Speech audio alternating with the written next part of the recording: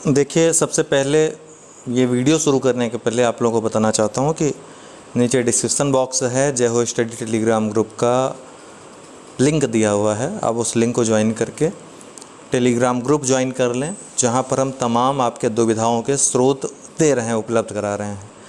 आज काफ़ी व्यस्तता रही, इस कारण से आंसर की नहीं दे पाए। कल संभवतः यूपी पीसीएस या उत्तर प्रदेश लोक सेवा आयोग अपनी आंसर की देगा, लेकिन फिर भी हम अपनी देंगे आपको सोर्स सहित। फ़िलहाल इस वीडियो में, छोटे से वीडियो में डिस्कस करेंगे 18 ऐसे प्रश्नों को जिसमें आपको सबसे ज़्यादा दुविधा हो रही है, और उसको मैं किसी हद तक, हालांकि आपको पूर्णतः संतुष्ट नहीं कर सकता, वो आयोग ही करेगा, लेकिन प्रयास मेरी तरफ से रहेगा।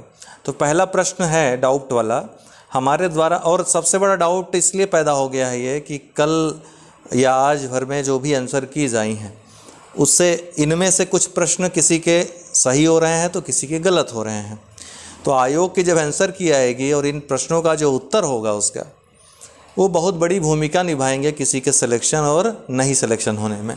तो आइए देखते हैं इस रोचक वीडियो को।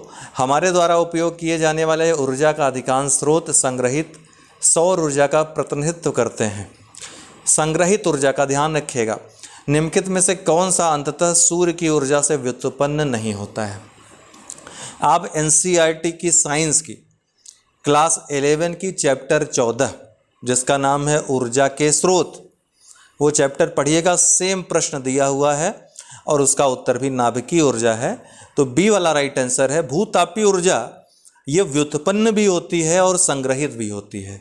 जो संग्रहित ऊर्जा है, जब इस ग्रह का निर्माण हुआ था, ये तभी से संग्रहित है भूतापीय रूप में। हालांकि इसका उपयोग करना बहुत ही महंगा है, अभी तक उपयोग नहीं हो पाया है इसका उस तरीके से जितनी मात्रा में ये उपलब्ध है। लेकिन भूतापीय ऊर्जा का जो स्रोत है सूर्य तो है ही, साथ ही साथ व्युत्पन्न भी होता है, ठीक है, जिसमें भी सूर्य की ऊर्जा का, सूर्य का जो ताप है उसका बड़ा रोल होता है। सिर्फ नाभिकीय ऊर्जा है जो एक परमाणु के नाभिक से या उसके बनने से या उसके टूटने से उत्पन्न होती है, ठीक है, जो कि सूर्य के ऊर्जा का भी प्रमुख स्रोत है। सूर्य नहीं, सूर्य की ऊर्जा का प्रमुख स्रोत है नाभिकीय ऊर्जा, नाभिकीय संलयन की जो ऊर्जा है। तो इसका आंसर बी होगा। अगला है, आप ये पुस्तक पढ़िएगा, आपको पूरी चीज़ें एकदम डिटेल में मिल जाएंगी। मैं उपलब्ध करा दूंगा आप लोगों को पीडीएफ इसका। बैसिलस हीमोफिलस इन्फ्लुएंजा कारक है। देखिए, इसी तरह का एक प्रश्न आया था नाइट्रेट को लेकर के। ब्लू बेबी सिंड्रोम किससे होता है, किसके कारण होता है, ये पूछा था, लेकिन थोड़ा सा प्रश्न घुमा दिया था। ये पूछता था हर बार कि ब्लू बेबी सिंड्रोम किसके कारण होता है, तो नाइट्रेट लोग लगा के आ जाते थे। लेकिन पिछली बार ये पूछ लिया कि रक्त में किसकी मौजूदगी से ब्लू बेबी सिंड्रोम होता है, तो तब जाकर ये नाइट्रेट ना हो करके वो एक यौगिक हो जाता है जो नाइट्रेट के कारण बनता है। उसका नाम मुझको भी नहीं याद आ रहा है, तो वो उसका आंसर हो जाता है। मिथाइल ऐसा कुछ करके था, याद नहीं आ रहा है, तो वो उसका उत्तर हो जाता। ठीक यही प्रश्न यहाँ पूछा है। देखिए, बेसिलस हीमोफिलस जो है, इससे इन्फ्लुएंजा नामक बीमारी हो जाती है। लेकिन यहाँ पूछ रहा है कि बेसिलस हीमोफिलिस इन्फ्लुएंजा कारक है।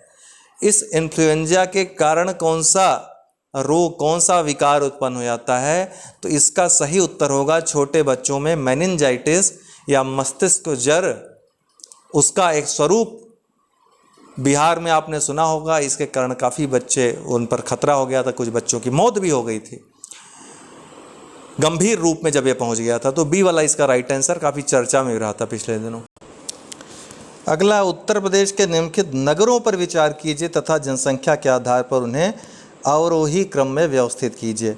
तो नगरों की जनसंख्या पूछी है, जिले की नहीं पूछी है। तो सबसे ज़्यादा मैंने आपको शेयर भी किया है, लखनऊ की जो नगर की जनसंख्या है वो सबसे ज़्यादा है। ठीक, लखनऊ नगर की जनसंख्या सबसे ज़्यादा है। हालांकि एक बात आपको बता दूं मैं यहाँ पे, हालांकि इसलिए कह रहा हूँ क्योंकि यहाँ पे जनगणना 2011 नहीं दिया हुआ है। और मैं ऐसा क्यों बता रहा हूँ कि स्मार्ट सिटी से संबंधित कुछ समय पहले सरकार ने कुछ आंकड़े दिए थे। वो आंकड़े मैंने सर्च किए, आप लोगों को अगर मिल जाए थोड़ा सा हमको शेयर करिएगा।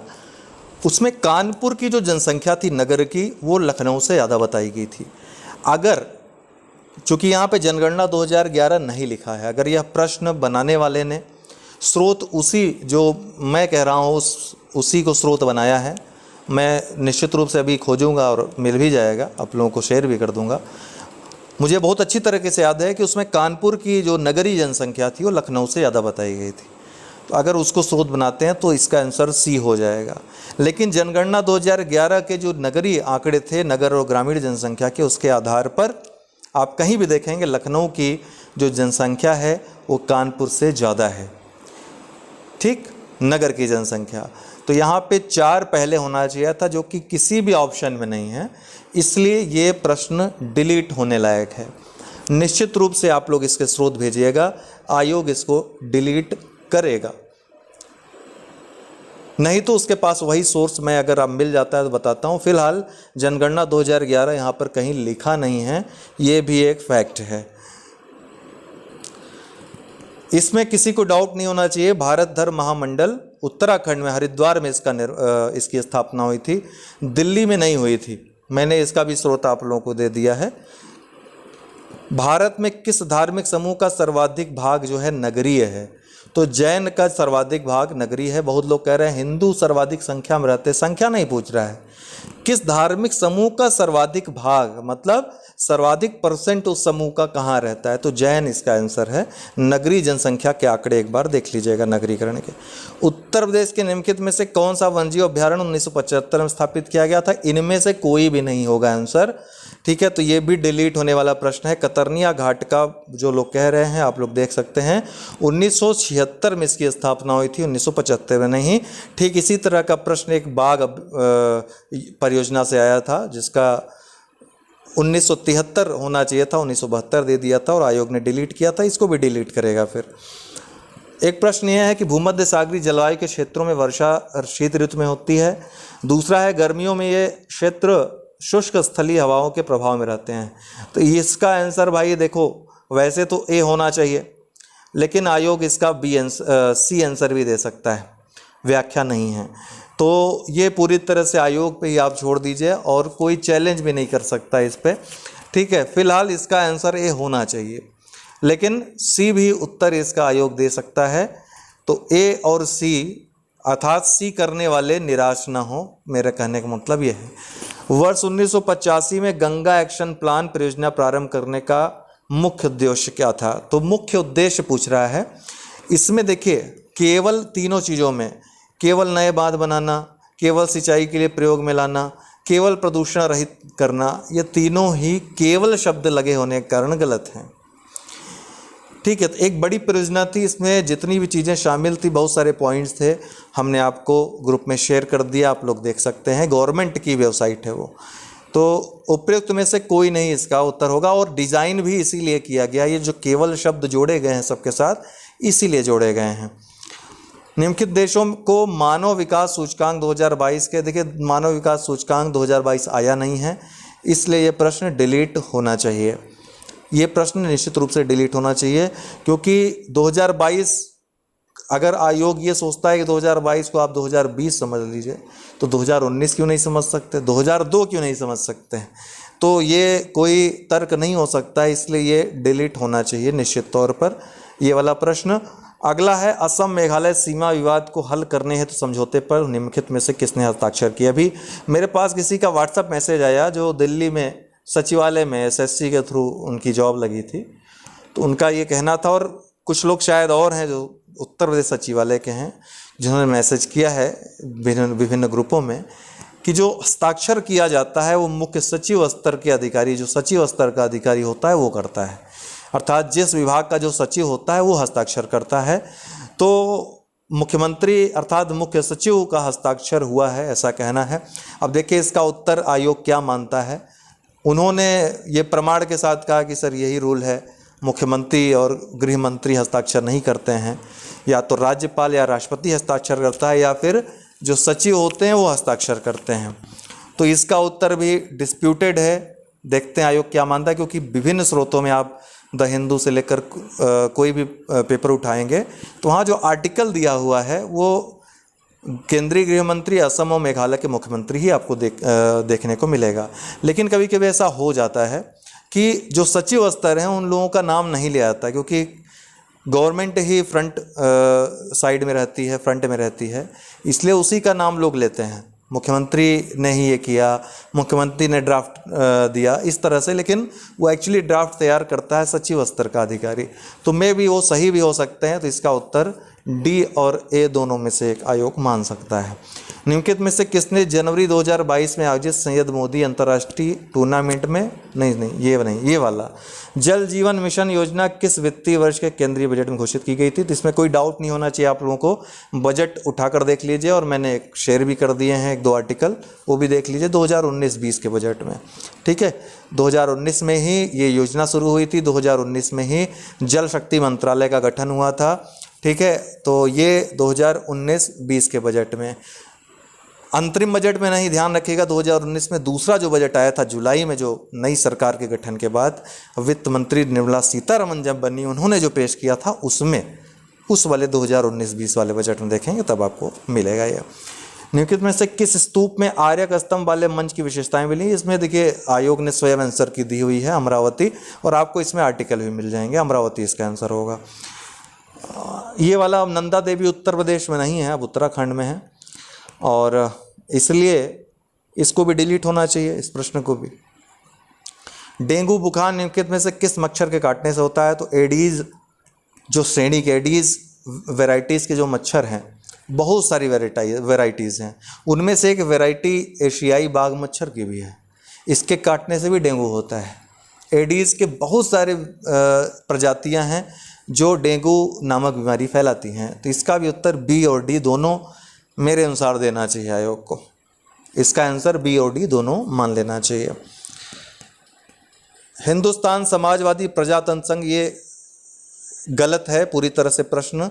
इसका नाम कहीं भी नहीं मिल रहा है, किसी भी रिकॉर्ड में नहीं मिल रहा है, और निश्चित रूप से HSRA ही होना चाहिए था, जिसको गलत तरीके से यहाँ पे उच्चारित कर दिया गया है, हिंदी इंग्लिश दोनों में। तो ये भी डिलीट होना चाहिए। इसका भी प्रमाण आप लोग देख लीजिए, खुद ही गूगल सर्च कर लिया करिए। और मैंने तो जो कुछ दिन पहले सदाबहार वीडियो बनाया था उसमें बताया भी था आपको कि इंडाल्को ये हीराकुड में नहीं है। हीराकुड में कौन सा है? हीराकुड में है नालको। ठीक है, NALCO, नालको है हीराकुड में। भारत एल्युमिनियम बाल्को कोरबा में है। हिंडाल्को रेणुकूट में है। माल्को चेन्नई में एक स्थान है मेट्टूर, वहाँ पे माल्को है। आप गूगल सर्च करिए, आपको तुरंत वेबसाइट उसकी मिल जाएगी बाकायदा। ठीक है, तो इसका जो आंसर होगा वो ए होगा। ए वाला मतलब गलत है। इंडाल की जो स्थापना हुई थी कोलकाता में हुई थी। निम्नलिखित में से कौन सी नदी घाटी क्षेत्रफल की दृष्टि से सबसे बड़ी है? ये भी प्रश्न पिछले दिनों पूछा गया था। तो महानदी, यहाँ पर नदी घाटी बेसिन क्षेत्रफल पूछ रहा है, तो आपको अगर कॉन्सेप्ट बेसिन का पता है, नदी और बेसिन में फ़र्क नहीं पता है, तो आप लोग नहीं पता कर पाएंगे। ठीक है ना। अमेजन बेसिन का नाम आपने सुना है, कहा जाता है सबसे बड़ी नदी है, लेकिन लंबी कौन है? नील नदी है सबसे बड़ी लंबी, तो बेसिन उसका सबसे बड़ा है अमेजन का। इसी तरह महानदी का बेसिन सबसे बड़ा है। कावेरी बहुत आधे से लगभग आधी है महानदी के बेसिन के आगे, मतलब कोई तुलना ही नहीं है। नर्मदा तो भ्रंश घाटी से होकर प्रवाहित होती है, तो क्षेत्रफल तो बड़ा हो ही नहीं सकता उसका, तो इसलिए ताप्ती भी वही उसी तरह भ्रंश घाटी से होकर प्रवाहित होती है। महानदी ये खुले क्षेत्र में प्रवाहित होती है, और बहुत सारी सहायक नदियाँ हैं इसकी, ब्राह्मणी आदि बड़ी बड़ी नदियाँ, तो इसका क्षेत्रफल, इसका जो अपवाह क्षेत्र है, बेसिन क्षेत्रफल है, वो ज़्यादा है। तो इसके लिए इसलिए इसका आंसर सी होगा, न कि ए। केंद्रीय विश्वविद्यालय में स्नातक प्रवेश, देखिए इसका कारण क्या है, कई लोगों ने गलत आंसर की दी थी आरोगी, और वही लोग देख देख करके आंसर की कावेरी मार के चले आए हैं। मुझे पता है यही हुआ है, लेकिन आप लोग यही मत किया करिए। आयोग की जो उत्तर कुंजिया है, या फिर अपने से चीज़ों को पुष्ट करके ही जाया करें, उसी पर विश्वास करिए।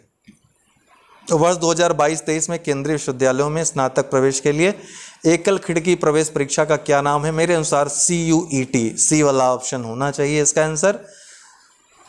अभी आप वेबसाइट पे गूगल पे सर्च करेंगे तो आपको CUCET भी दिखाई पड़ जाएगा। तो इतना ज़्यादा मुझे डिस्प्यूटेड ये नहीं लगता है, क्योंकि नाम चेंज कर दिया गया है तो इसमें कोई दो राय नहीं होनी चाहिए कि CUET ही इसका आंसर होगा। और इस प्रश्न को पूछने का मकसद भी, कारण भी यही होगा। तो ये हैं डिस्प्यूटेड प्रश्न कुछ। आप लोगों का जो भाग डिसाइड करेंगे इस परीक्षा में। इनके स्रोत जो ऑथेंटिक हो सकें अभी से आप लोग खोजना प्रारंभ कर दीजिए, और मुझे जो स्रोत मिलेंगे सभी प्रश्नों के, आपके सही हों चाहे गलत हों, वो सब मैं उपलब्ध करवा दे रहा हूं। आप चैलेंज करिएगा। उम्मीद है कि आयोग स्वयं संज्ञान लेकर इस वीडियो का वो अपने से जो आंसर की देगा, कल न दे परसों दे, लेकिन चीज़ों को अपने से ही, मतलब रिवाइज आंसर की ज़रूरत नहीं पड़े, कल ही एक प्रकार से अंतिम आंसर की हो जाए आपकी, यही उम्मीद है। बहुत बहुत धन्यवाद। आप लोगों को बहुत सारे प्रश्नों में शिकायत भी होगी, यहाँ पर आर्गुमेंट करने की ज़रूरत नहीं है। ये वीडियो बनाने का मकसद सिर्फ आपको जागरूक करना है। बहुत सारे लोगों के जो मैंने प्रश्न सही बताया वो गलत हो गए होंगे, तो उनका कुछ ऑब्जेक्शन होगा, वो पीड़ा में आ जाएंगे। बहुत सारे लोग हैं जिनका सही हो जाएगा, ठीक है, तो वो बहुत प्रसन्न हो जाएंगे, वो अपना तर्क देंगे। लेकिन कुल मिलाकर के डाउट वाले प्रश्न हैं ये, इनका उत्तर अंतिम रूप से आयोग पे ही निर्भर है। उसके बाद आप लोग, मेरा बनाने का मकसद ये है कि आप लोग सोर्स इसके इकट्ठा कर लें, क्योंकि ये आने वाले समय में डिस्प्यूटेड होने वाले हैं और बड़ी भूमिका निभाने वाले हैं आपके सिलेक्शन में। बहुत बहुत धन्यवाद।